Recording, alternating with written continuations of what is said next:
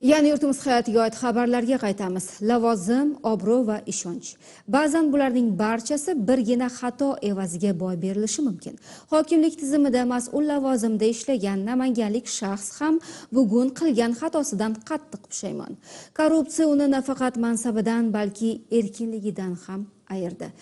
Navbatdagi reportajimiz bir qaror ortidagi og'ir oqibatlar va kechikkan afsus haqida.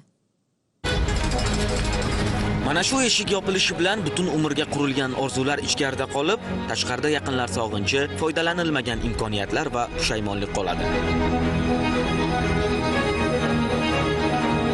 Bu inson Muay Thai bo'yicha jahon chempioni, hozirgi vaqtda esa hokimlikda yuqori lavozimda ishlab, qo'sha farzandlarning otasi bo'lib yurishi mumkin edi. Qachonki davlat xizmatida ishlab, yaxshi daromadga ega bo'la turib, shu xatoni qilmaganida.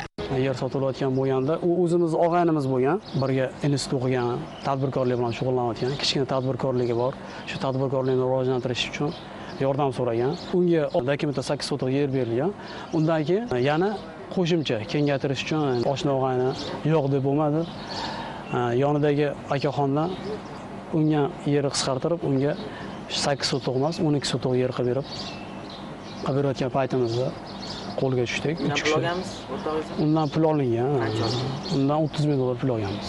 Korrupsiyaga qarshi kurashish agentligi tashkil etgan tadbirda o'z lavozimini suiiste'mol qilgan, hozirda pushaymonman deb turgan qora ko'zlarni koloniyada ko'plab uchratishingiz mumkin. Hattoki hozirda nazorat va kuchli tizim ishlayotgan bo'lsa-da, xizmat tekshiruvlari natijasida xodimlarga nisbatan 31 ta jinoyat, 9 ta ma'muriy, 311 ta intizomiy jazolar qo'llanilgan. 1201 ta holatda mehnat shartnomasi bekor qilindi. Afsuski, ma'lumotlar joriy yilning 4 oyi bilan bog'liq va barchasi korrupsiyaviy jinoyatlardir. Koloniyada jazosini o'tayotgan ushbu mahkum ham 10 yil va 1 oyga sudlangan. Hozir esa aybiga iqror bo'lish jarayonining 3-yili. Shu vaqt ichida u 80 tadan ortiq asarni mutolaa qilib, oilasiga yordam berganini ta'kidlamoqda.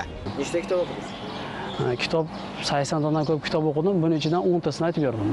Eng menga foydasi shu oilamga yaqinroq joy kelganim.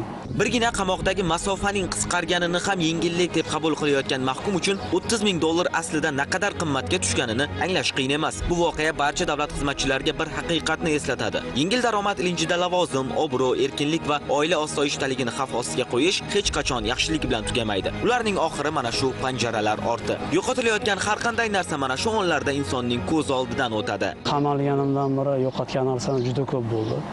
Eng asosiysi, agar shu qamalmasdan ishlab yurgan paytimda balki shu yurtboshimiz yaratayotgan, berayotgan imkoniyatlardan bizga ham nasib qilib bir yakka kurash bo'yicha, Muay Thai bo'yicha bir jahon chempionatiga chiqarmadimikin balki.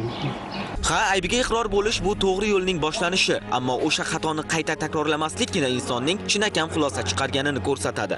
Afsuski, biz tasvirga olish ishlarini olib borgan Olmaliq shahridagi 14-son jazoni ijro etish koloniyasida mahkumlarning aksariyati 2 yoki 3-bor sodir etgan jinoyati uchun jazo muddatini o'tamoqda. Demak, har qanday tutqunlik har doim ham insonni o'zgartirmaydi, agar u o'zini o'zgartirishni istamasa. Har bir xato yana takrorlanganda esa uning bahosi va og'irligi yanada oshadi.